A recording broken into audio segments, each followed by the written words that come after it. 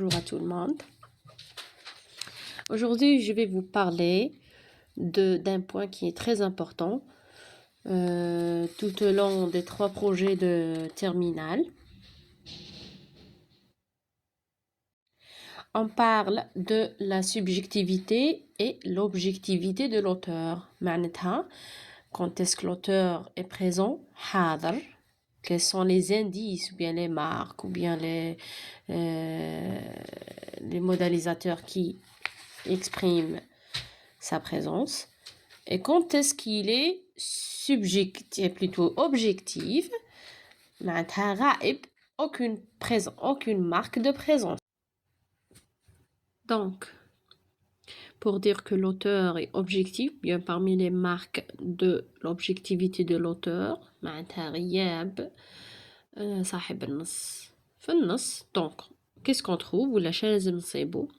Généralement, on trouve beaucoup plus ou l'utilisation des phrases déclaratives. Le but des phrases déclaratives, c'est juste pour informer, comme dans le texte d'histoire. Le but, c'est informer, d'accord? La deuxième des choses, on trouve ce qu'on appelle la forme, bien la tournure impersonnelle.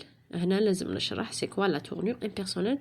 C'est quand le il, par exemple, il est important. Ici, le il ne renvoie pas à aucune personne, c'est-à-dire je ne peux pas remplacer le il par une autre personne comme, je sais pas, un nom propre ou bien un autre pronom.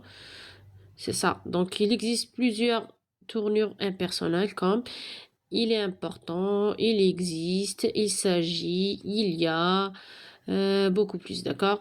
Et aussi, on peut trouver aussi il est obligatoire, il est nécessaire, il est... Parmi les autres marques aussi, on sait la forme passive ou bien l'appellation taha, la passivation, qui est deux formes. On a la forme active,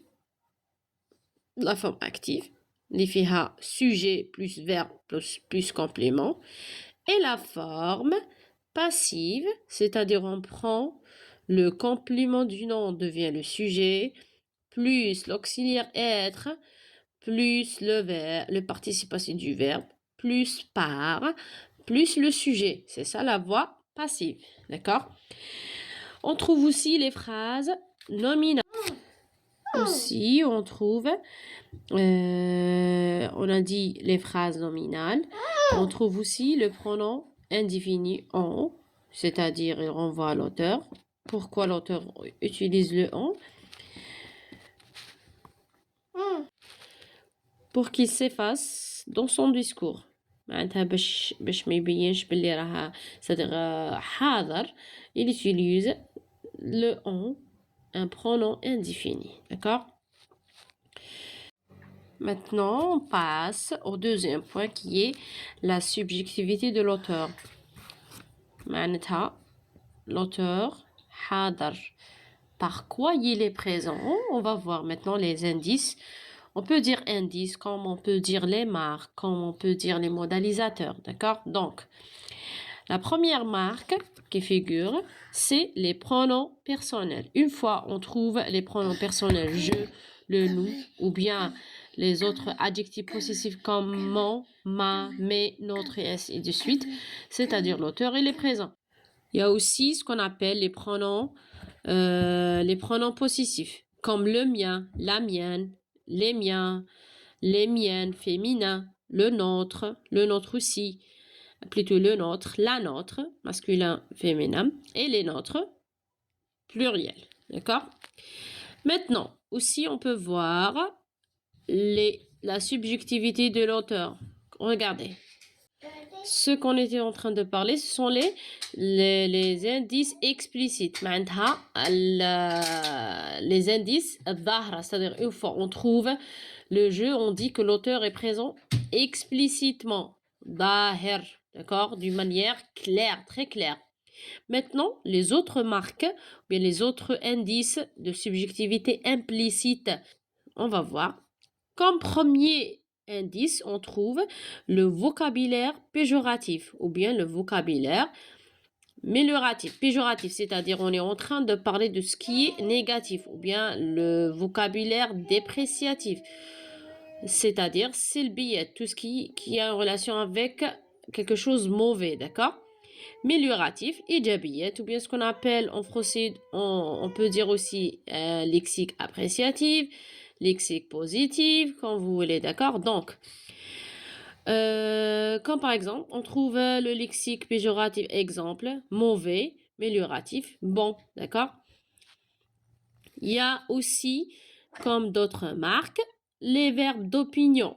Les verbes d'opinion sont très clairs.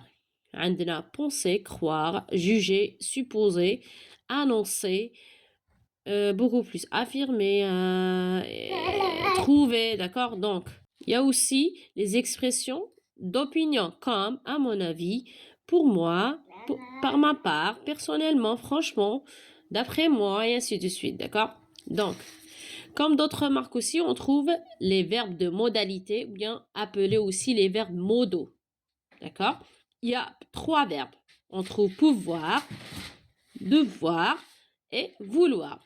Si on va parler de pouvoir, je peux dire ou bien pouvez. D'accord?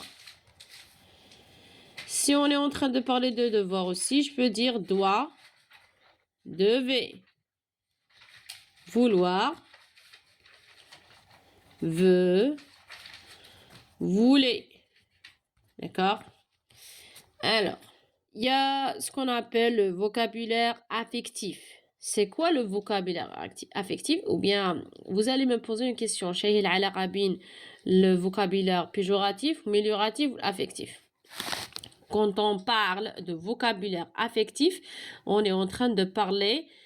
Affectif regroupe l'ensemble des mots, ou bien des adjectifs, ou bien des verbes, ou bien des noms, expriment les émotions, les sentiments, ou bien les états d'âme subjectifs.